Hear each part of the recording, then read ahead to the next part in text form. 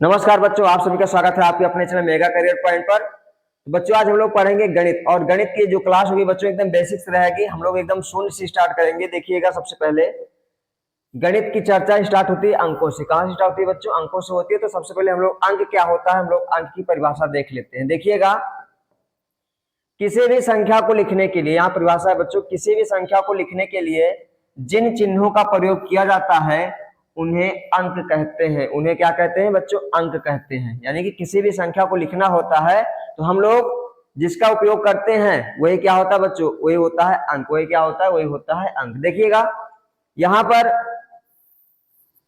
अंक आपके लिखे गए हैं। कौन कौन से अंक होते हैं ध्यान दीजिएगा। एक होता है, दो होता है, तीन होता है, चार होता है, 5, 6, 7, 8, 9 और ये 0। यानी कि ये जो आपके हैं टोटल कितने हैं बच्चों? ये हैं 10।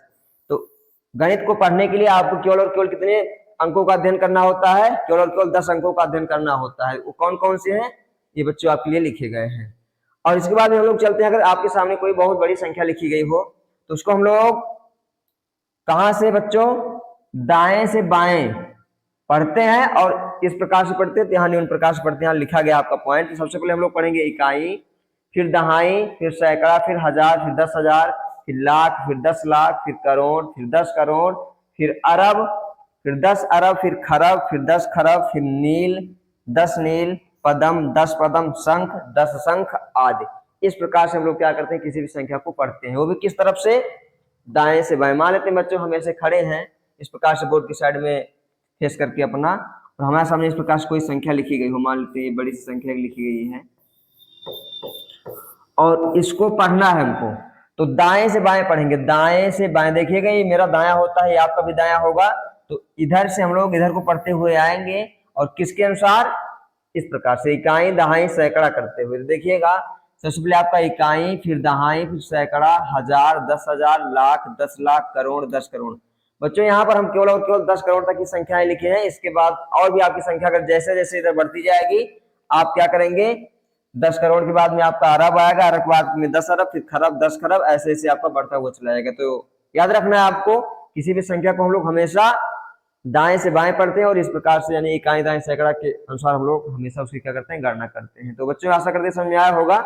और आइए अब हम लोग चलते हैं, और जितने भी आपके अंक हैं 1, 2, 3, 4, 5, 6, 7, 8, 9, 0, इन सभी अंकों के बारे में, एक एक अंक के बारे में हम लोग एक एक लाइन विस्तार से सीखते हैं। तो आइए देखते हैं बच्चों। और अगर आप इस क्लास को अच्छे से पढ़ते हैं, शून्य से पढ़ते हैं बच्चों, तो आप केवल एग्जाम ही क्रैक नहीं करेंगे बल्कि आप गणित के एक अच्छे टीचर भी बन जाएंगे। देखिएगा, यहाँ पे है शून्य। तो शून्य के बारे में हम लोग पूरा बेसिक पॉइंट पढ़ेंगे कि शून्य की गणना कहां पर कैसे होती है। हम लोग इसका जोड़ करेंगे किसी के साथ तो क्या होगा, घटाव करेंगे तो इसका क्या होगा, गुणा करेंगे, भाग करेंगे तो इसका क्या चीज होगा। देखिएगा, सबसे पहले तो आपको याद रखना है कि शून्य की खोज भारत में हुई थी। बच्चों शून्य की खोज कहां हुई थी? भारत में हुई थी। और यहाँ पे अगला पॉइंट लिखा गया, किसी संख्या के दाएं तरफ शून्य लगाने से वह 10 गुना बढ़ जाती है। मान लेते हैं कोई संख्या आप लिखे हुए हैं इस प्रकार से, और इसके दाएं तरफ का मतलब है हमको इस तरफ एक अगर जीरो लगा देते हैं तो ये संख्या अपने आप में कितना गुना? 10 गुना बढ़ जाती है। तो बच्चों कमाल की बात है। वैसे सबको पता भी होगा, लेकिन इसको कहा क्या जाएगा शायद ये सबको नहीं पता होगा, जिसको आप लोग यहाँ से कंप्लीट कर लीजिएगा कि अगर कोई भी आपका अंक लिखा गया है और उसके दाएं साइड में अगर हम शून्य बढ़ा देते हैं, ठीक है बच्चों, तो अपने आप का 10 गुना क्या हो जाती है? बढ़ जाती है। जैसे देखो यहाँ पे 5 था, हम लोग अब 0 बढ़ा दिए तो 5 में 50, यानी कि 10 गुना क्या होगी? वो संख्या बढ़ गई। तो आशा करते हैं समझ में आया होगा। और अगला पॉइंट क्या है बच्चों? यह है कि किसी संख्या में शून्य जोड़ा जाए या घटाया जाए तो उस संख्या पर कोई प्रभाव नहीं पड़ता है।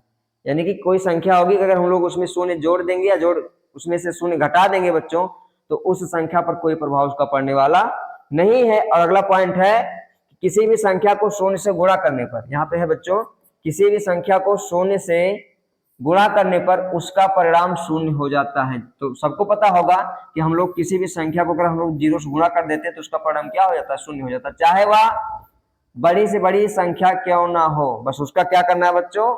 गुणा कर देना 0 के साथ में, तो उसका मान क्या हो जाएगा? शून्य हो जाएगा। तो आइए अब हम लोग आगे चलते हैं। और अगला पॉइंट क्या है? अगला पॉइंट है बच्चों कि किसी भी संख्या में 0 से भाग देने पर परिणाम हमेशा अपरिमाणित रहता है। अपरिमाणित मतलब होता क्या है? अपरिमित। ये होता है बच्चों, जैसे मैं आपको बताना चाहूंगा कि अगर जीरो है और जीरो से हम लोग किसी संख्या को भाग देते हैं। जैसे मान लेते हैं कि हम जीरो से भाग दे रहे हैं 2 को, ठीक है बच्चों, जीरो से हम लोग भाग दे रहे हैं 2 को। तो आप जीरो पहाड़ इतनी बार पढ़िए कि 2 आ जाए। तो क्या ये संभव है? आप जीरो पहाड़ चाहे इतनी बार पढ़ते रहेंगे, कभी भी जीरो पहाड़ा में 2 आने की संभावना नहीं है। इसलिए जो इसका भागफल आएगा वो बच्चों क्या आएगा? वो आएगा अनंत, इनफाइनाइट आएगा बच्चों। या इसको हम लोग एक प्रकार से क्या कहते हैं? अपरिमाणित। क्या बोलते हैं? अपरिमाणित, ठीक है। और अगला पॉइंट क्या है बच्चों?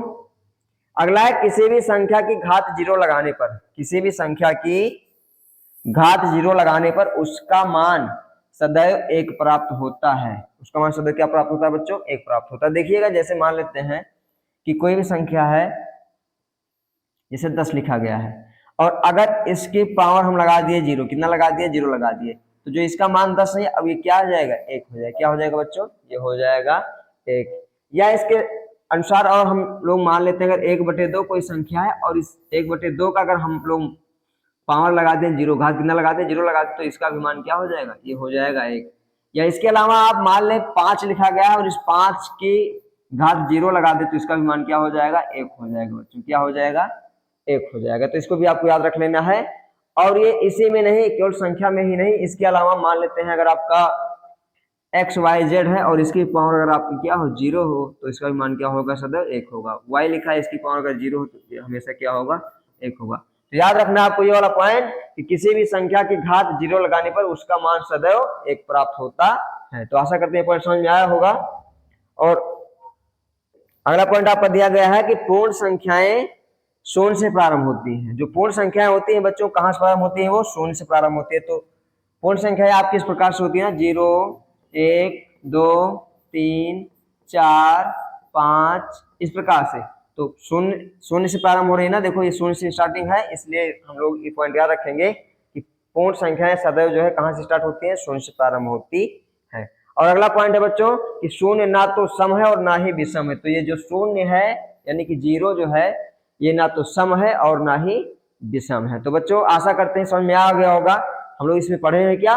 इसमें पढ़े शून्य के बारे में कि शून्य को किसी के साथ गुणा करेंगे, जोड़ करेंगे, घटाव करेंगे तो उसके मान में क्या परिवर्तन होने वाला है। तो आइए हम लोग आगे चलते हैं और देखते हैं आज से अगला पॉइंट। अगला पॉइंट बच्चों क्या है? 1 है, 1 इसको इंग्लिश में बोलते हैं। और इसके बारे में हम लोग पॉइंट पढ़ेंगे। तो प्राकृतिक संख्याएं 1 से प्रारंभ होती हैं। पहला पॉइंट बच्चों क्या है के बारे में कि प्राकृतिक संख्याएं जो हैं 1 से प्रारंभ होती हैं। यानी कि अगर हम लोग प्राकृतिक संख्या की तुलना करते हैं, कभी पढ़ते हैं, तो आपकी होती है 1, 2, 3, 4, इस प्रकार से आगे बढ़ती हुई जाती है। तो सबसे पहले कौन संख्या आती है? आपकी 1 आती है बच्चों, याद रखिएगा। अगला है प्रथम प्राकृतिक संख्या 1 होती है। तो प्राकृतिक संख्या में यहाँ पे लिखे हुए उसकी प्रथम जो संख्या होती है वो 1 होती है। तो ये लगभग दोनों पॉइंट एक दूसरे जुड़े हुए हैं। और अगला पॉइंट क्या है बच्चों? किसी संख्या को 1 से गुणा करने पर या भाग करने पर परिणाम वही संख्या प्राप्त होता है। क्या है बच्चों? 1 का अगला गुण क्या है कि किसी संख्या को 1 से गुणा करने पर या 1 से भाग करने पर परिणाम सदैव वही संख्या प्राप्त होता है। जैसे मान लेते हैं अगर आपकी संख्या कोई है, यहाँ पे मैं आपको यहाँ बता दे रहा हूं कि अगर आपकी कोई संख्या मान लेते हैं 2 है या 20 है और इसका अगर हम लोग 1 से गुणा करवा देते हैं बच्चों, तो 20 का 1 से 20 इकन्नम 20, तो आपको हमेशा वही संख्या क्या हो जाएगी? प्राप्त हो जाएगी। हमने गुणा करके देख लिया। और अगर आपको भाग करना है तो 20 में, तो आप क्या करेंगे? 1 पर 2 बार पढ़ेंगे तो आपका हो जाएगा ये 0, फिर यहाँ से 0, आपको फिर से 0, ये आपको हो गया कैंसिल। तो आपको फिर से क्या मिला? 20 मिला। यानी कि आपने क्या किया? 1 को 20 के साथ गुणा किया तो आपको 20 मिला, और 1 से 20 में हमने क्या किया? भाग किया, तो हमको फिर से क्या मिला? 20 मिला। यानी कि इससे क्लियर हो जाता है कि 1 से किसी के साथ अगर हम लोग गुणा करते हैं और या भाग करते हैं, तो जिस संख्या के साथ में लोग गुणा या भाग करेंगे हमको सदैव वही परिणाम क्या हो जाएगा बच्चों? प्राप्त हो जाएगा। और आगे चलते हैं। अगला पॉइंट क्या है बच्चों? अगला है कि किसी संख्या की घात, यहाँ बच्चों घात रहेगा, किसी संख्या की घात 1 का अर्थ वही संख्या है। यानी कि अगर कोई संख्या लिखी हुई है, मान लेते 20 लिखा हो, इसकी अगर घात 1 है तो इसका मान वही संख्या यानी कि 20 रहेगा। अगर यहाँ कोई संख्या 10 लिखी हुई है और इसकी घात क्या है बच्चों? 1 है, तो इसका घात सॉरी इसकी जो घात है वो 10 है, 1 है, तो इसका मान वही संख्या यानी कि आपको क्या मिलेगा? 10 से मिलेगा। तो आशा करते हैं बच्चों समझ में आया होगा। और अगला पॉइंट इसका देखते हैं।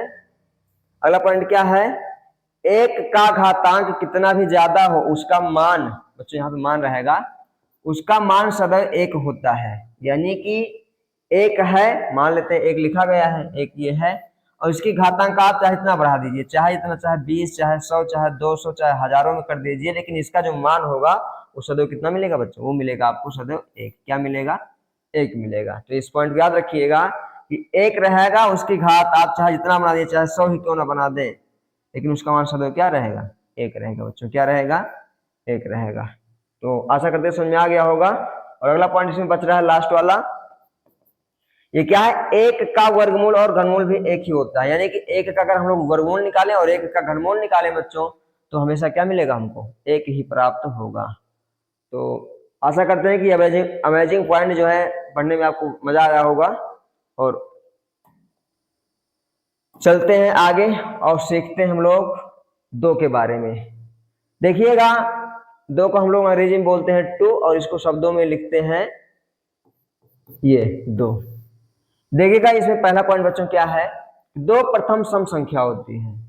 दो प्रथम सम संख्या होती है, यानी कि अगर हम लोग सम संख्या की चर्चा करेंगे, चाहे जब जो है, तो सबसे पहले हमको क्या मिलेगा, सबसे पहले दो की ही गणना आएगी, तो इसलिए यहाँ पे पॉइंट लिखा गया है।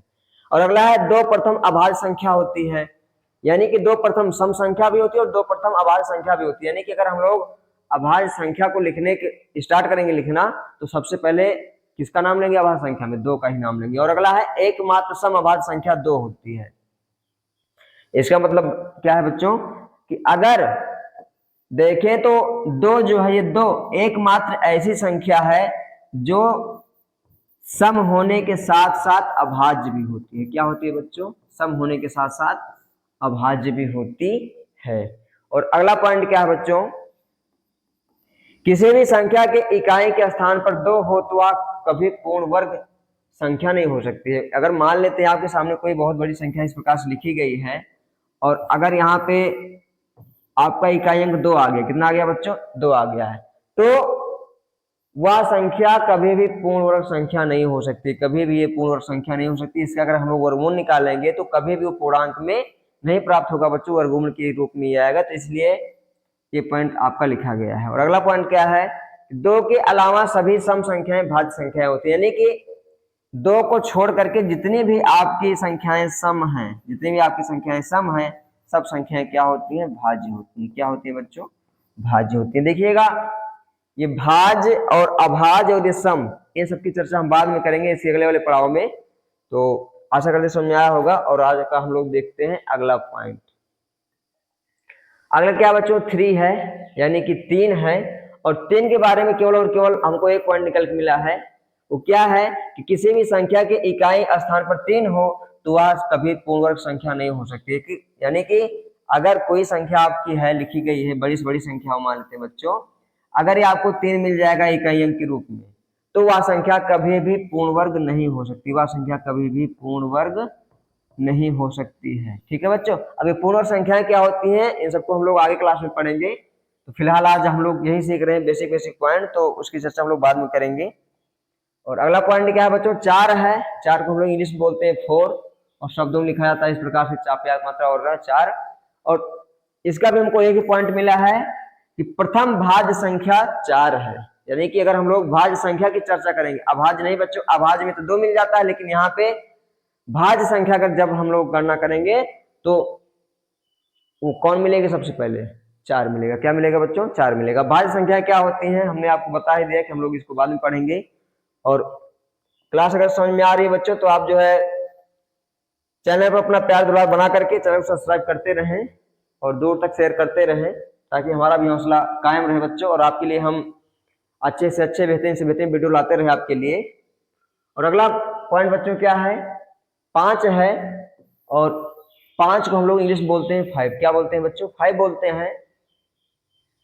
देखिए कि यहाँ पे कह रहा है कि इसका जो पहला पॉइंट है कि किसी संख्या के इकाई के स्थान पर 5 हो, उस संख्या पर कितनी भी घात हो, इकाई अंक 5 ही रहेगा। यानी कि इसका मतलब बच्चों क्या है, अगर आपके सामने कोई संख्या इस प्रकार से लिखी गई है और इसकी घात हम कुछ भी करते रहें, चाहे 3 लिखें, चाहे 30 लिखें और चाहे 300 कर दें, तो जो हमेशा इकाई अंक आएगा, यानी कि इधर तो आपको कुछ भी आ जाएगा, लेकिन जो इकाई अंक रहेगा वो हमेशा क्या मिलेगा बच्चों, आपको 5 मिलेगा।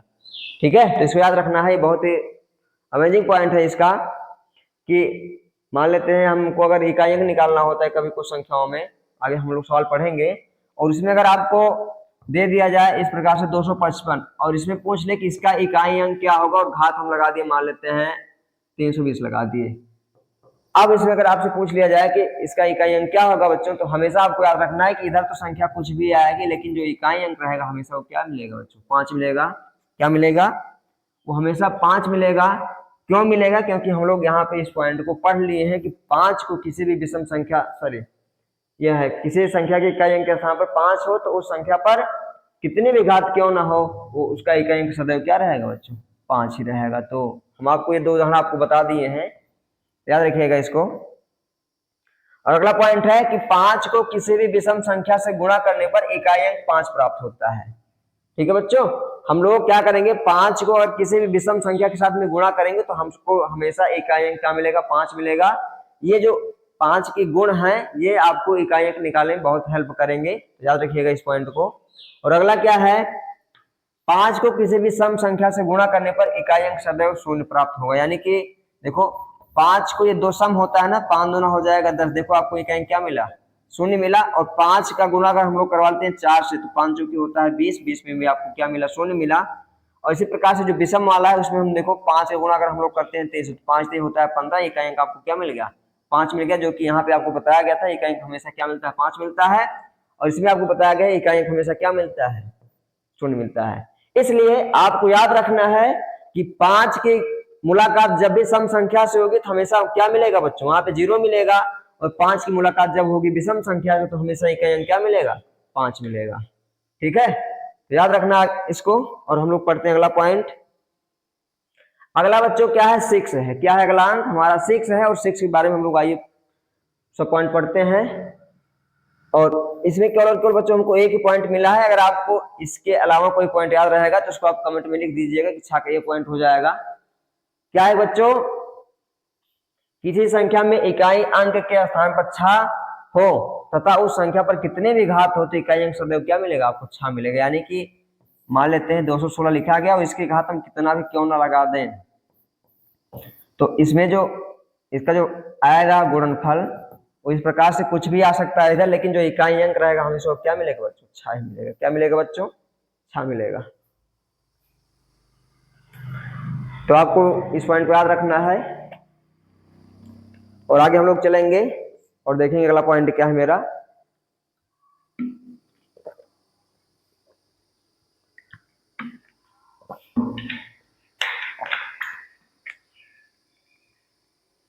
और अगला पॉइंट बच्चों रहेगा 7।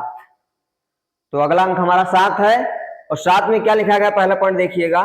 पहला क्या, एक पॉइंट इसमें भी हमको मिला है कि किसी भी संख्या में इकाई के स्थान पर 7 हो तो वह कभी पूर्ण संख्या नहीं हो सकती। जैसे हमारा 2 3 था वैसे हमारा 7 भी है कि आपके सामने कोई भी संख्या लिखी होगी बच्चों, बहुत बड़ी से बड़ी या छोटी छोटी, लेकिन अगर इकाई अंक आपको 7 मिल जाएगा तो वह संख्या कभी भी पूर्ण वर्ग नहीं हो सकती है। वह संख्या कभी भी पूर्ण वर्ग नहीं हो सकती है। और इसी प्रकार से 8 को देखेंगे तो 8 में भी सेम वही कहानी है, किसी भी संख्या में अगर इकाई के स्थान पर 8 होगा तो वह संख्या कभी पूर्ण वर्ग संख्या नहीं हो सकती है। ठीक है बच्चों। और अगला पॉइंट हम लोग देखेंगे। अगला बच्चों है आपका 9, जो कि लास्ट पॉइंट है दोस्तों। तो इसमें क्या है कि प्रथम विषम संख्या जो एक भाज्य संख्या है वह कौन होती है, वह 9 होती है। वह क्या होती है, 9 होती है। यानी कि अगर हम लोग भाज्य संख्या की चर्चा करें, ठीक है, अगर हम लोग भाज्य संख्या की चर्चा करते हैं और वहां पर विषम जो संख्या मिलेगी, ठीक है बच्चों, जैसे हमको तो मिलेगा भाज्य संख्या में सबसे पहले 4 मिलेगा, अगला 6 मिलेगा, उसके बाद हमको 8 मिलेगा और उसके बाद हमको क्या मिलेगा, 9 मिलेगा। तो 9 एक ऐसी संख्या है जो कि सबसे पहले विषम संख्या होने वाली है। तो आशा करते समझ में आ गया होगा। और क्लास अगर समझ में आई हो बच्चों तो चैनल को सब्सक्राइब करें, वीडियो को लाइक करें। धन्यवाद।